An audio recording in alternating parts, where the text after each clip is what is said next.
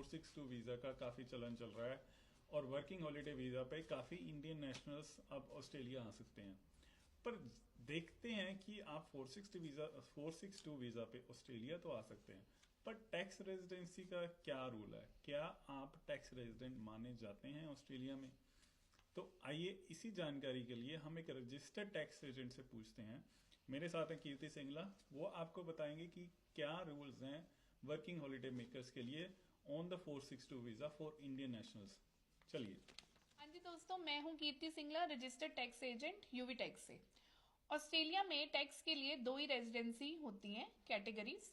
उसमें जो एक कैटेगरी है वो होती है ऑस्ट्रेलियन रेजिडेंट और दूसरी होती है foreign resident. Mostly work holiday makers इसी कैटेगरी में आप बात करते हैं टैक्स विद होल्डिंग पे कि आपका एम्प्लॉयर कितना टैक्स काटेगा। देखिए, अगर तो आपका एम्प्लॉयर रजिस्टर्ड है तो 15% टैक्स काटेगा फर्स्ट 45,000 के लिए, और अगर आपका एम्प्लॉयर रजिस्टर्ड नहीं है वर्किंग हॉलिडे मेकर्स के लिए तो वो 30% टैक्स काटेगा। एग्जाम्पल के तौर पे अगर आपकी अर्निंग $1,000 है तो रजिस्टर्ड के लिए $150 टैक्स और अनरजिस्टर्ड के लिए $300 टैक्स।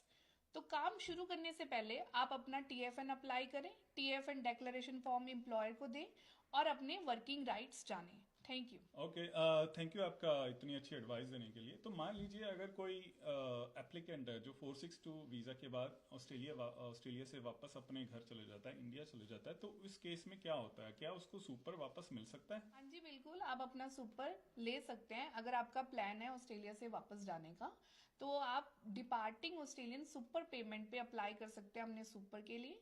लेकिन हो सकता है कि आपको 65% तक टैक्स देना पड़े उस पे।